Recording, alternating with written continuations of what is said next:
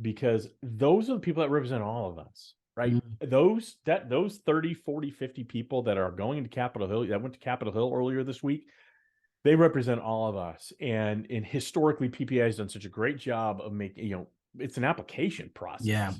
So I really probably why I haven't been there yet.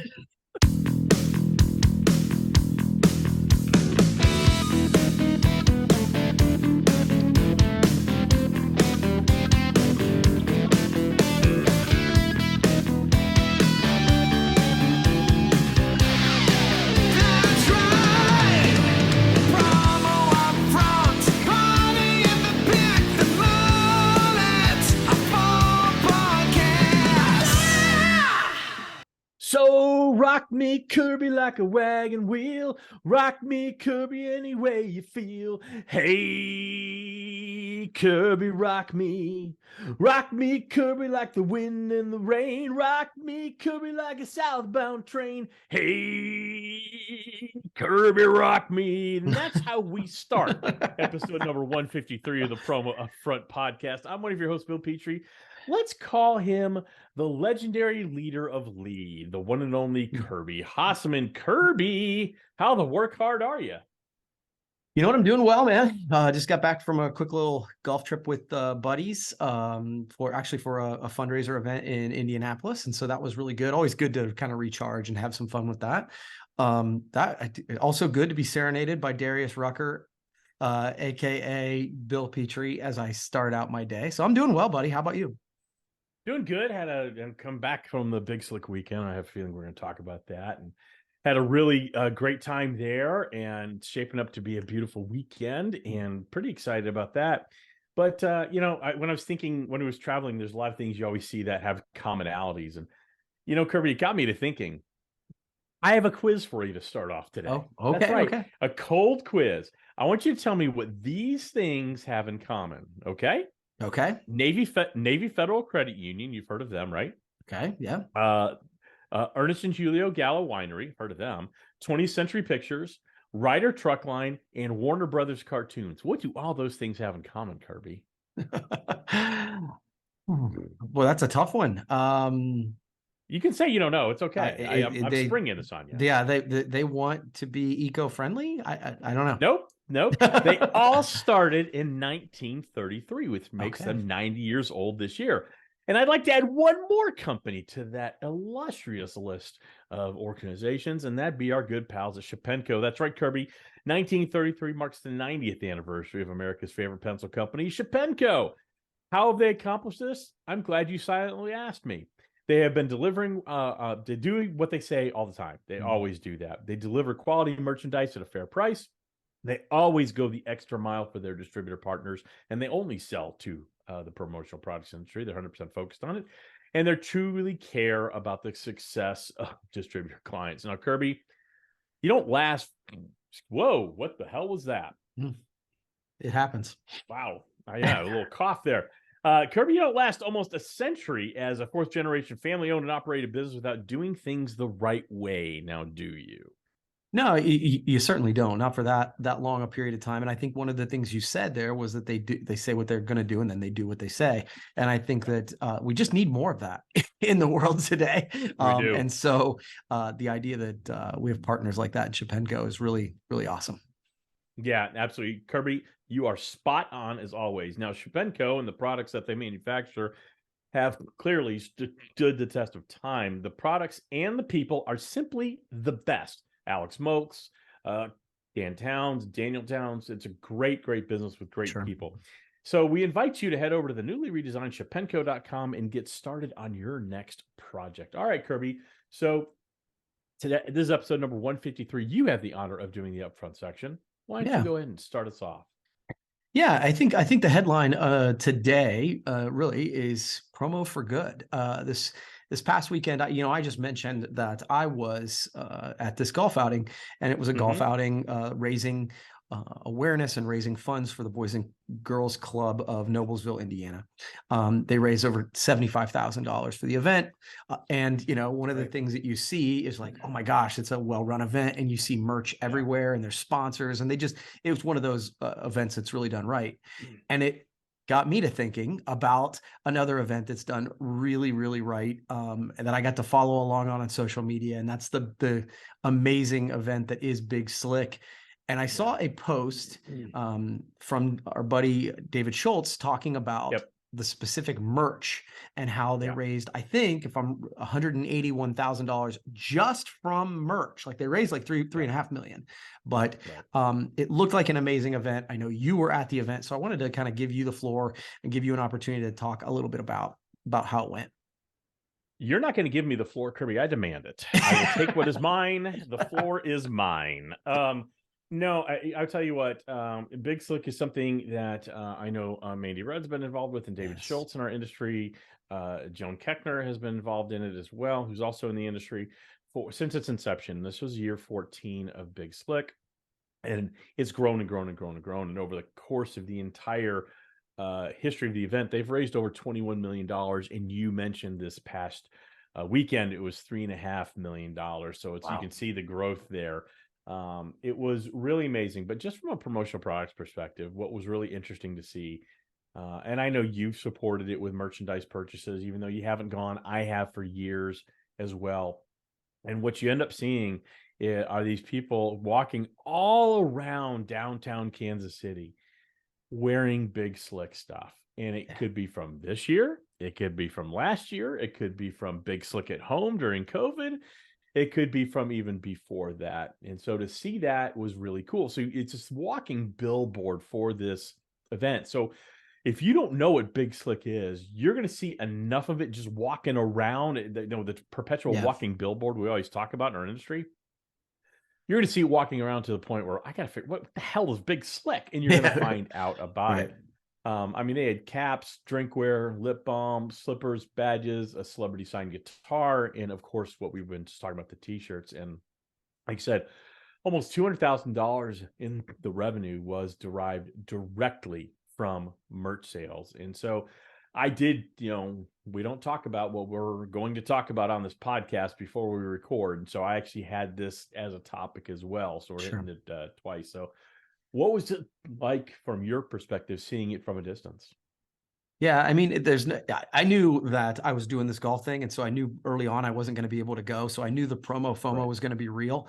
But I don't know. This is one of those events that every time I kind of watch it from afar, I'm amazed by just I don't know. It just seems like it's so well run, and so they do such a great job. You talked about the idea of the merch running around and how that really does Yep. create that tribe. Um, Yeah. Something that I think we all, if we're doing any kind of event, whether it's for your company, whether it's for a Mhm. nonprofit, this is exactly what you're trying to create. And so for Yeah. me, every year, Big Slick from afar looks like a case study in how to do a fundraiser the right way. It really is, and like I said, they've stacked it, right? It's every year it stacks a little bit more, and they sold out of just about everything. I Yeah. mean, the perfect amount of merch. They sold out about everything, and I thought about, how do you position this in terms of what any of us are doing with our clients or any not for profits or we're close to, and we talked about the awareness. Obviously, there's the fundraising component. If you come up with cool designs and something people want to have, they will buy it. But what it does, it creates this memory, right? I have now, I think, probably 7 Big Slick t-shirts. I've got a couple Big Slick hats. I now have some lip balm. I've Nice. got some lip balm.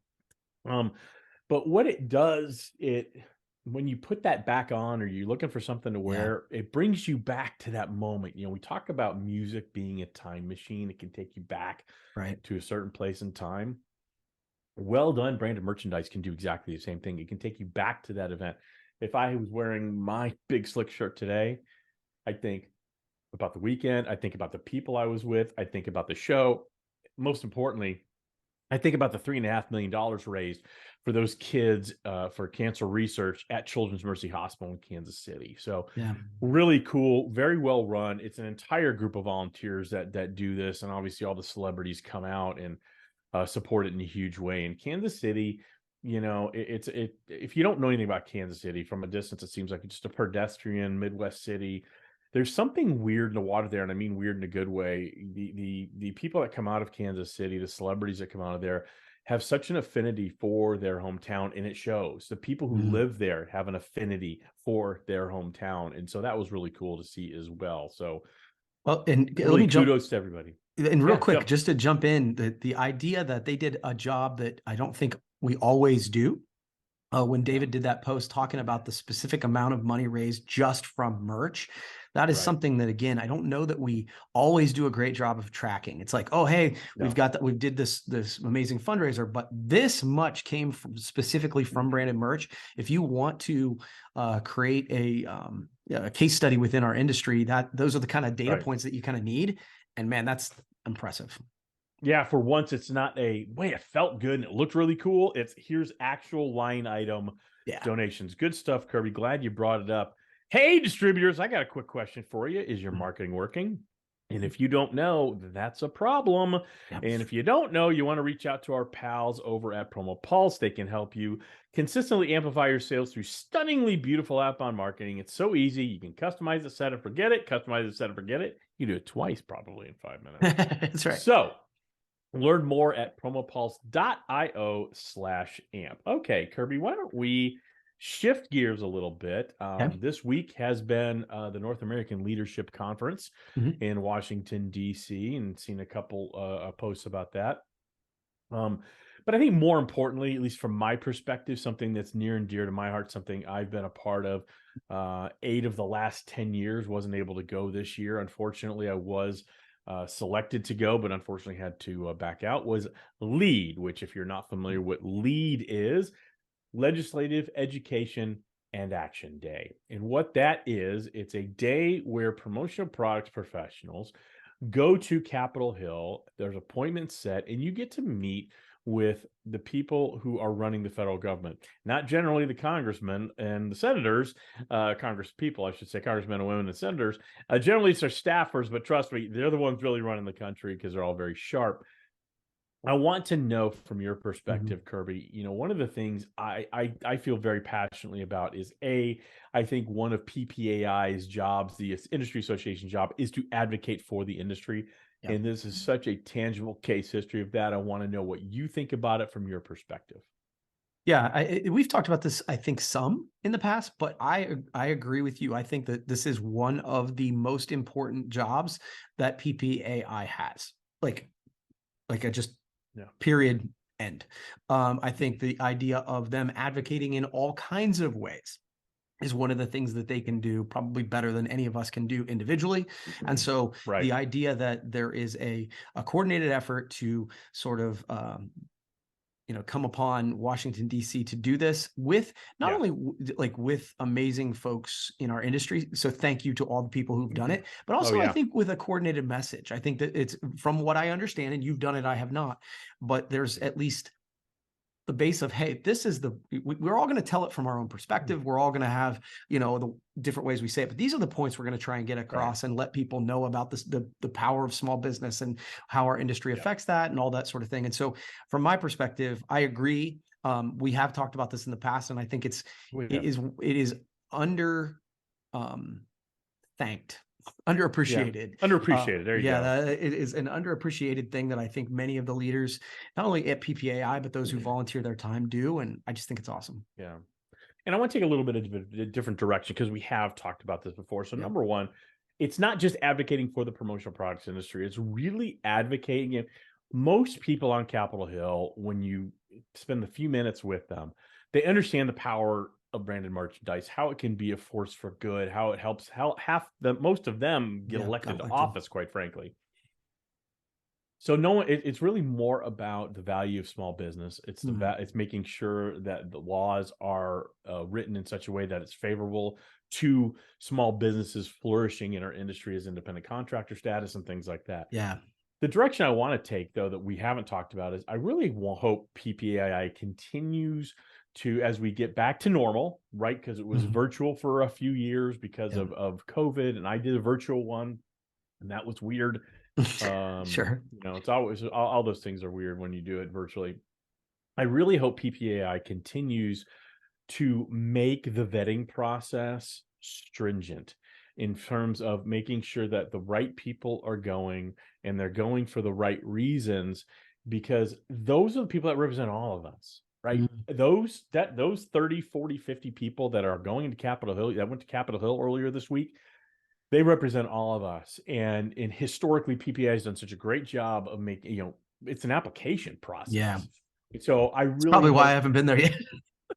I really hope that they continue to do that for the entire group that goes, because it's so critically important to our industry. And again, like you said, thank you to everybody who took some Yeah, time out of their day, spent money to go up on Capitol Hill. So, PPA, I had to subsidize by providing one night in a hotel, but some of that expense is getting up there does come out of pocket. So sure. I want to thank everybody for taking the time to advocate for us and our industry. Yeah, good stuff, man. That's and again, I know you've done it. It is something that Yeah, interested in doing at some point, but it hasn't worked out. So, yeah, I think kudos to everybody who's done it.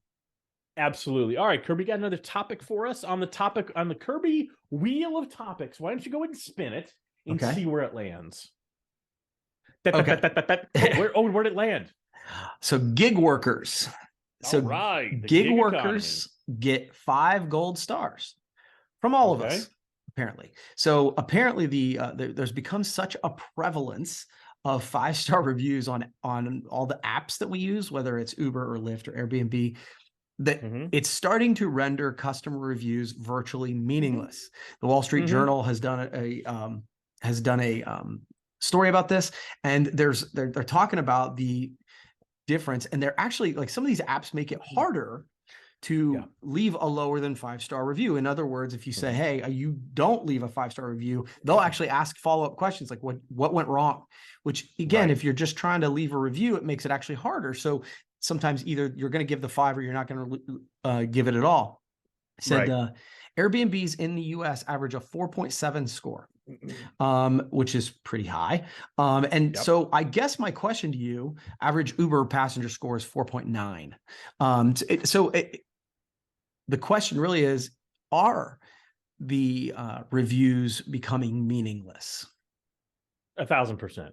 I think they become meaningless because you never know how many of them are phony. And we talked about Right. that before, that a Yep. lot of online reviews are phony. And I think it becomes phony because it renders it meaningless for this reason.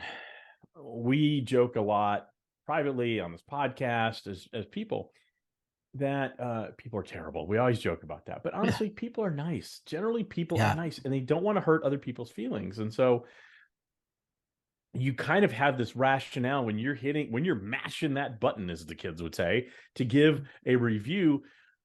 Well, maybe it wasn't that bad. Maybe I'm being too harsh. And, Yeah. and then again, what you said was a very interesting comment. It asks you to justify a lower than a 5-star rating. And in my brain, what I hear is you're increasing friction. I just want to get off the app. I just want to Yep. go.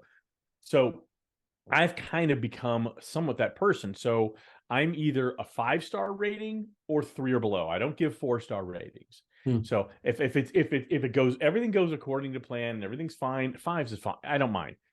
If it's not great, if there are significant issues, it's not a 4, it's a 3 or lower. And that's when I'll feel, you know what? I'm going to burn the calories to write out exactly what the hell was wrong with this Uber, or exactly what was wrong with this Airbnb, or Yeah. exactly what was wrong with this product.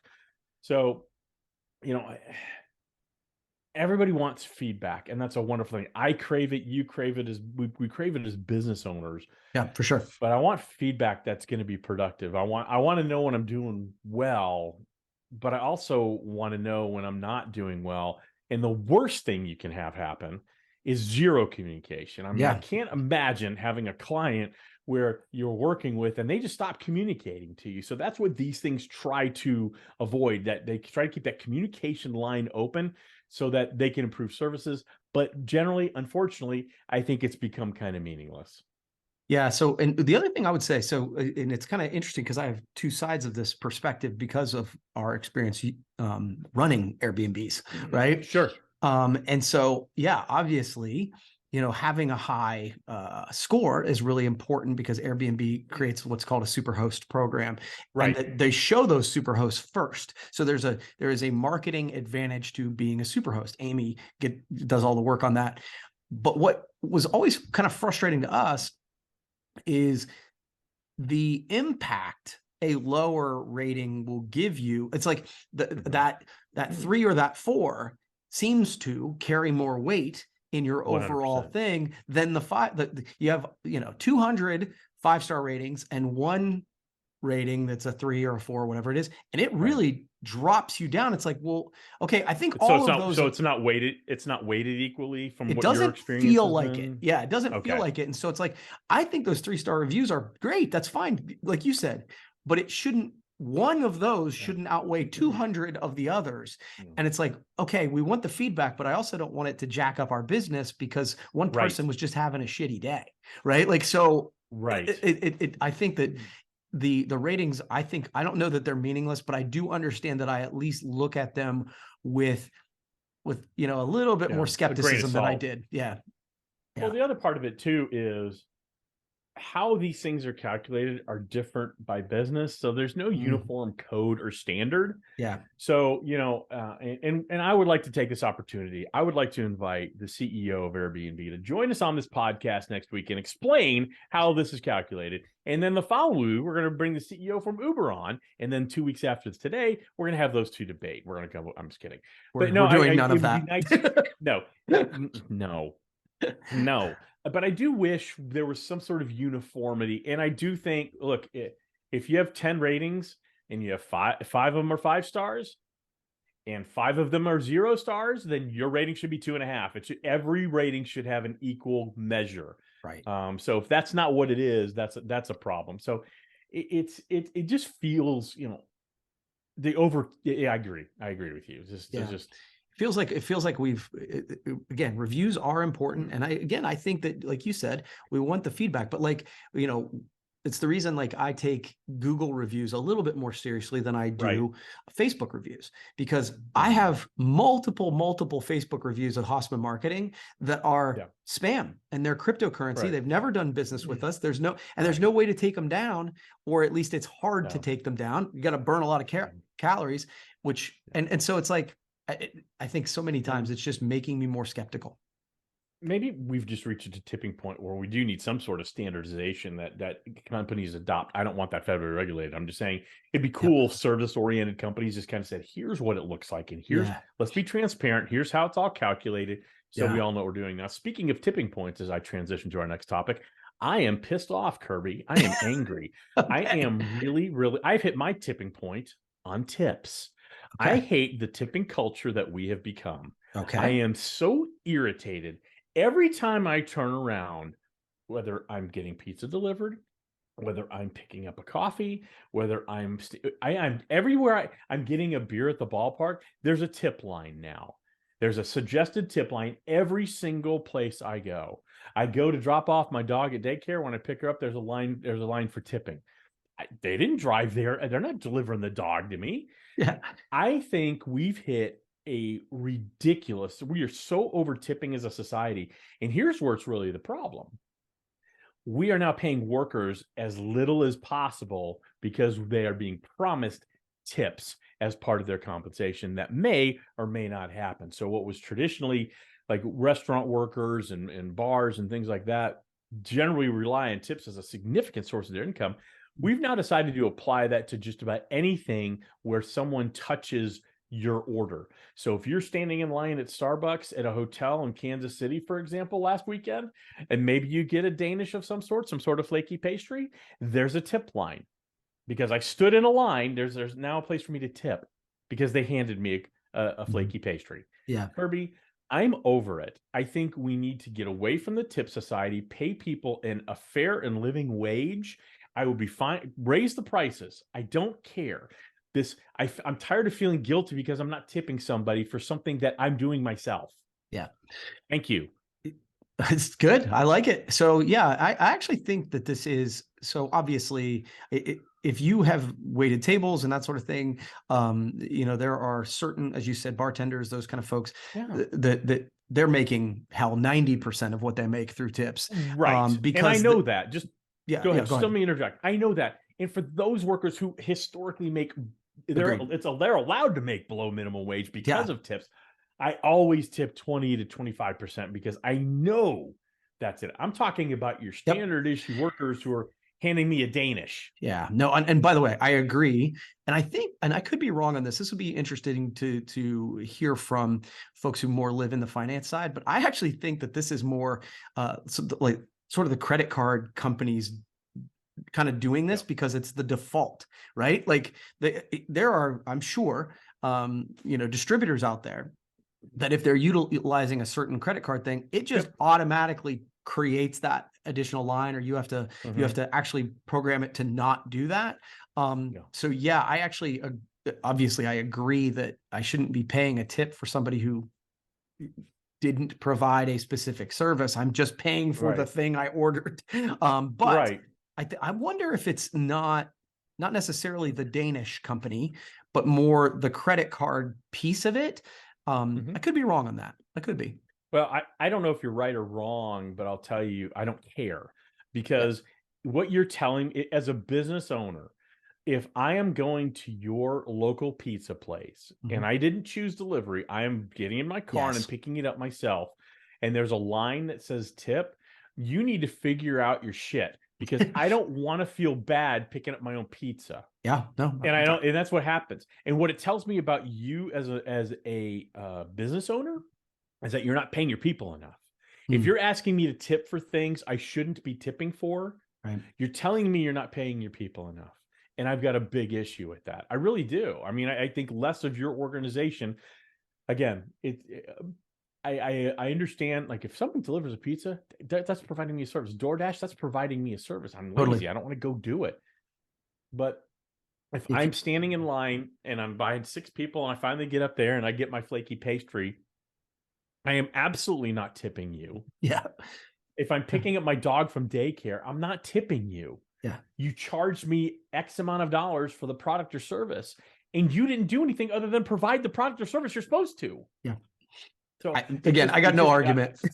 No, I didn't. Well, and again, and I'm sure a lot of it is, this is the processing system we use, but trust me, you can control things very easily through apps. I have a hard time believing that it's a giant caloric burn to make it so we don't have a tip line when people come into the store. Yeah. I'm sorry. I have a really tough time with that. Maybe I'm wrong. Perhaps I'm wrong, but I'll tell you something I'm not wrong about, Kirby. And that's the fact that Shepenko turns 90 years old this year, and you don't get to 90 without doing some things right. They do what they say all the time. They deliver quality merchandise at a fair price, and they don't ask for tips. I'm telling you right now, they don't ask for tips. They go the extra mile for their distributor partners and still don't ask for tips. Yeah, they'll take some Natty Light, but no tips. They'll take some Natty Light, absolutely. And they truly care about the success of their distributor partners without asking you for a tip. So if you want to work with a company that's well-established, 4th generation run, and such great people, and such a really cool, unique product line. I know people don't think of pencils. You should. It's a very cost-effective. The branding on there is awesome, especially as we come up to election season that's coming up, and summer. It's a great time to talk to your clients about the unique branding possibilities of the pencil. All right, Kirby. So visit them at shepenko.com. Newly redesigned, by the way. All right, Kirby. So I think that'll do it for today. I want to thank you for having the courage to podcast, and that'll be 20%, please.